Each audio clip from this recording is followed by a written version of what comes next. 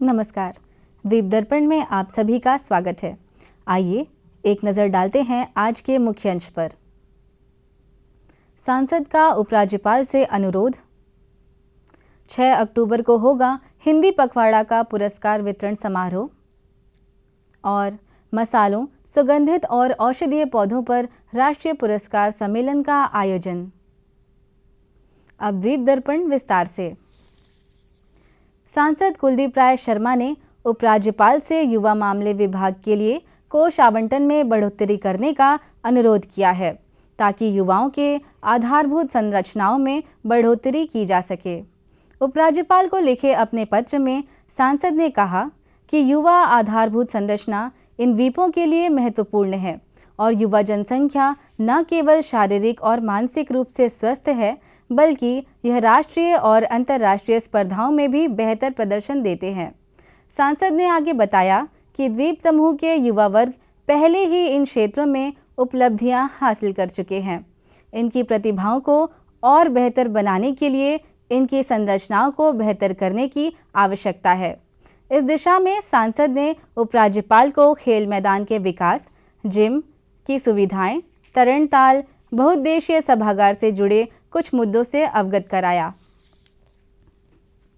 टैगोर राजकीय शिक्षा महाविद्यालय के सभागार में हिंदी पखवाड़ा के दौरान आयोजित प्रतियोगिताओं के विजेताओं के लिए 6 अक्टूबर को सुबह 10:30 बजे से पुरस्कार वितरण समारोह का आयोजन किया जाएगा।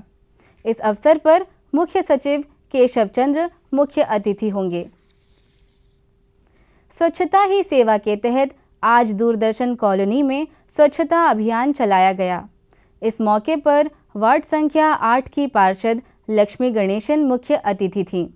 इस अवसर पर मुख्य अतिथि के अलावा दूरदर्शन केंद्र की निदेशक अभियांत्रिकी ए चित्रा, केंद्र के कर्मचारी तथा नगर पालिका परिषद के पूर्व अध्यक्ष के गणेशन मौजूद रहे। स्वच्छता पखवाड़ा स्वच्छता ही सेवा के उपलक्ष्य में गांधी जयंती की पूर्व संध्या पर न्यू वंडूर तट पर सफाई अभियान चलाया गया। जिला प्रशासन के तहत दक्षिण अंडमान जिला बाल संरक्षण इकाई ने ग्राम पंचायत वंडूर के सहयोग से स्वच्छता अभियान में भाग लिया।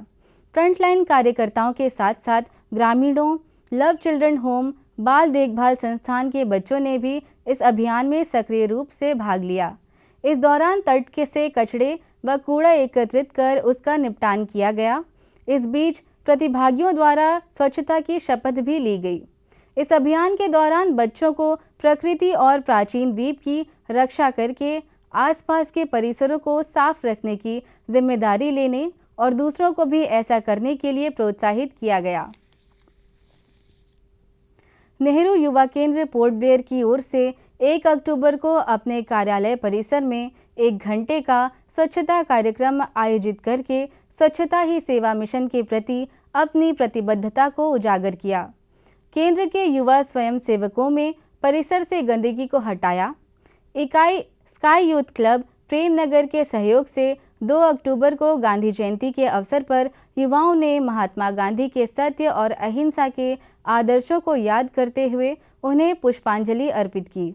इस कार्यक्रम में स्वच्छता ही सेवा मिशन के तहत श्रमदान भी शामिल किया गया, जिसमें स्वच्छता और सतत विकास के महत्व पर जोर दिया गया। कार्यक्रम का नेतृत्व स्काई यूथ क्लब के योगेंद्र राव ने किया। इसके अलावा नेहरू युवा केंद्र की ओर से 1 और 2 अक्टूबर को जंगली घाट के समुद्र तट और प्रेम नगर के आवासीय क्षेत्रों में सफाई कार्यक्रम का आयोजन किया गया। इस कार्यक्रम में केंद्र के अध्यक्ष, सचिव, कोषाध्यक्ष, अन्य युवाओं की सक्रिय भागीदारी रही। इन आयोजनों के दौरान नेहरू युवा केंद्र पोर्ट ब्लेयर के गोपाल चौधरी बिस्वास ने युवाओं को संबोधित करते हुए भूमि के मूल्य को बढ़ाने और टिकाऊ और पर्यावरण अनुकूल पर्यटन को बढ़ावा देने में स्वच्छता कार्यक्रमों के महत्व पर जोर दिया। स्काई यूथ क्लब ने मेरी माटी मेरा देश के उपलक्ष्य में प्रेम नगर में राष्ट्रीय ध्वज लेकर एक रैली आयोजित की। इस दौरान प्रत्येक घर से मिट्टी व चावल एकत्र करके सामाजिक विकास के प्रति अपनी अटूट प्रतिबद्धता प्रदर्शित की। भाजपा के राष्ट्रीय कार्यकारी समिति के सदस्य विशाल जौली ने लॉन्ग आइलैंड और येरेटा जेट्टी के बीच जलयान सेवा को तत्काल प्रभाव से शुरू करने की मांग की है। उन्होंने कहा कि पत्तन प्रबंधन बोर्ड द्वारा 21 सितंबर को येरटा जेट्टी पर सभी जलयानों और अन्य गतिविधियों को तत्काल प्रभाव से रोक दिया गया है। विशाल जॉली ने मुख्य सचिव को पत्र के माध्यम से बताया कि हाल ही में आयोजित सुरक्षा मूल्यांकन में सभी जलयान सेवाओं के अचानक रुकने से लॉन्ग आइलैंड की आम जनता, छात्रों और व्यापारिक समुदाय को भारी कठिनाई हो रही है, क्योंकि वे यात्रा करने के लिए पूरी तरह से लॉन्ग आइलैंड से येरटा तक जलयान यात्रा पर निर्भर हैं। उन्होंने मुख्य सचिव से संबंधित अधिकारियों को लॉन्ग आइलैंड के निवासियों की यात्रा और परिवहन के लिए कुछ तत्काल वैकल्पिक व्यवस्था करने का निर्देश देने का अनुरोध किया। कलकत्ता उच्च न्यायालय के न्यायाधीश न्यायमूर्ति सुवरा घोष तथा न्यायमूर्ति शुभेंदु सामंता 9 से 12 अक्टूबर तक पोर्ट ब्लेयर में सर्किट कोर्ट का आयोजन करेंगे। पीएम श्री राजकीय वरिष्ठ माध्यमिक विद्यालय बम्बू फ्लैट ने 28 सितंबर को अपना स्थापना दिवस मनाया। सांस्कृतिक कार्यक्रम के साथ कार्यक्रम का शुभारंभ हुआ। इस दौरान विद्यार्थियों ने अपने स्कूल के दिनों के यादों व कहानियों को साझा किया। स्कूल की प्रधानाचार्य शोभा रॉय ने स्कूल के पुराने विद्यार्थियों को स्मृति चिन्ह भेंट किया। इस मौके पर मुख्य अतिथि के रूप में मौजूद विमरलीगंज की उप शिक्षा अधिकारी संगीता चंद ने विद्यार्थियों के प्रतिभाओं की सराहना करते हुए कहा कि आने वाले दिनों में स्कूल के विकास के लिए हर संभव सहयोग दिया जाएगा। केंद्रीय द्वीपीय कृषि अनुसंधान संस्थान को पेटेंट अधिनियम के तहत पशु चिकित्सा सामयिक अनुप्रयोगों के लिए नवीन एसारीसाइड्स रचनाएं तथा उसकी तैयारी विधि नामक एक आविष्कार के लिए पेटेंट प्राप्त हुआ है। यह आविष्कार पशुधन में टिक संक्रमण के इलाज के लिए एसारीसाइड के रूप में तेल आधारित हर्बल सामयिक फॉर्मुलेशन विकसित करने की प्रक्रिया है। यह हर्बल आधारित फॉर्मुलेशन कम घातक है और समय में मवेशियों और बकरियों में टिक के सभी चरणों को मारता है। यह किसानों के लिए आर्थिक रूप से किफ़ायती है। पोर्ट ब्लेयर के केंद्रीय द्वीपीय कृषि अनुसंधान संस्थान और सुपारी और मसाला विकास निदेशालय द्वारा आर्थिक समृद्धि और पारिस्थितिक स्थिरता के लिए मसालों, सुगंधित और औषधीय पौधों पर राष्ट्रीय सम्मेलन आयोजित किया जा रहा है। केरल के सुपारी और मसाला विकास निदेशालय के सहयोग से अंडमान साइंस एसोसिएशन द्वारा आयोजित सम्मेलन 5 से 6 अक्टूबर तक हाइब्रिड मोड में होगा। इस कार्यक्रम का उद्देश्य मसालों, औषधीय और सुगंधित पौधों में संरक्षण, खेती, फसल सुरक्षा, फसल सुधार, कटाई के बाद के संचालन, मूल्य संवर्धन, उपयोग और उद्यमिता विकास के विभिन्न पहलुओं पर वैज्ञानिक विचार विमर्श के लिए मंच प्रदान करना है। सम्मेलन में प्रशासन की आयुक्त सह सचिव नंदिनी पालीवाल मुख्य अतिथि के रूप में कार्यक्रम का उद्घाटन करेंगी। इस कार्यक्रम के लिए 22 राज्यों व केंद्र शासित प्रदेशों के लगभग 150 प्रतिभागियों ने ऑनलाइन और ऑफलाइन मोड में पंजीकरण कराया है।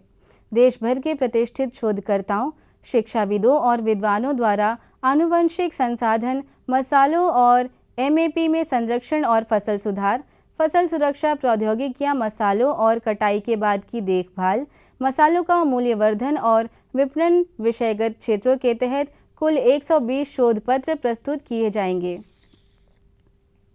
नागरिक आपूर्ति और उपभोक्ता मामले के विभाग द्वारा 9 सितंबर को डॉक्टर भीमराव अंबेडकर प्रौद्योगिकी संस्थान में लीगल मेट्रोलॉजी ऑफिसर के एक पद के लिए कंप्यूटर आधारित भर्ती परीक्षा आयोजित की गई।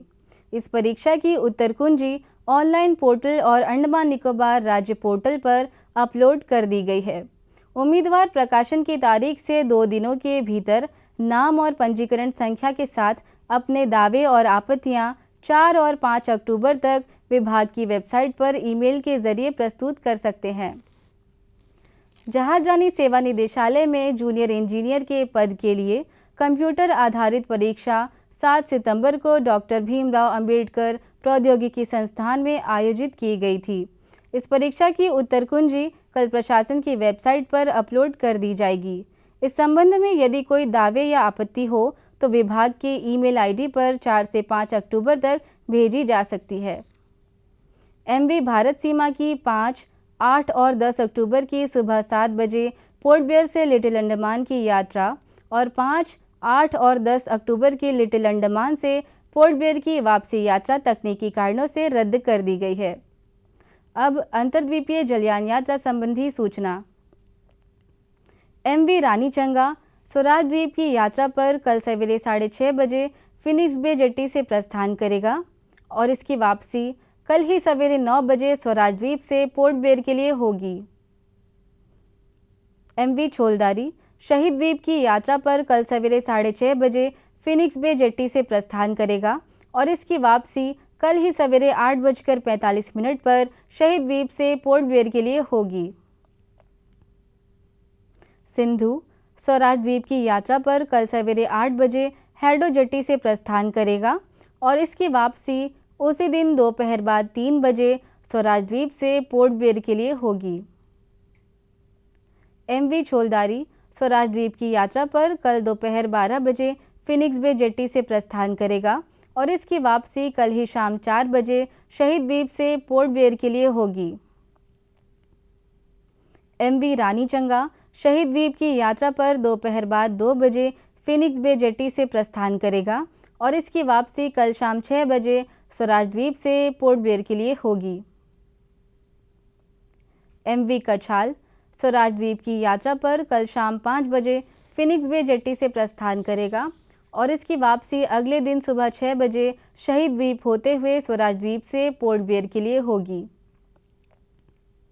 एमवी कमोटा लॉन्ग आइलैंड होते हुए रंगत की यात्रा पर कल सवेरे 6:30 बजे स्वराज द्वीप से प्रस्थान करेगा और इसकी वापसी उसी दिन दोपहर बाद 2:30 बजे लॉन्ग आइलैंड होते हुए रंगत से स्वराज द्वीप के लिए होगी।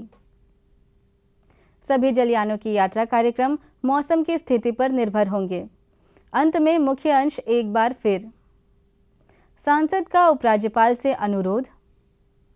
6 अक्टूबर को होगा हिंदी पखवाड़ा का पुरस्कार वितरण समारोह और मसालों, सुगंधित और औषधीय पौधों पर राष्ट्रीय पुरस्कार सम्मेलन का आयोजन।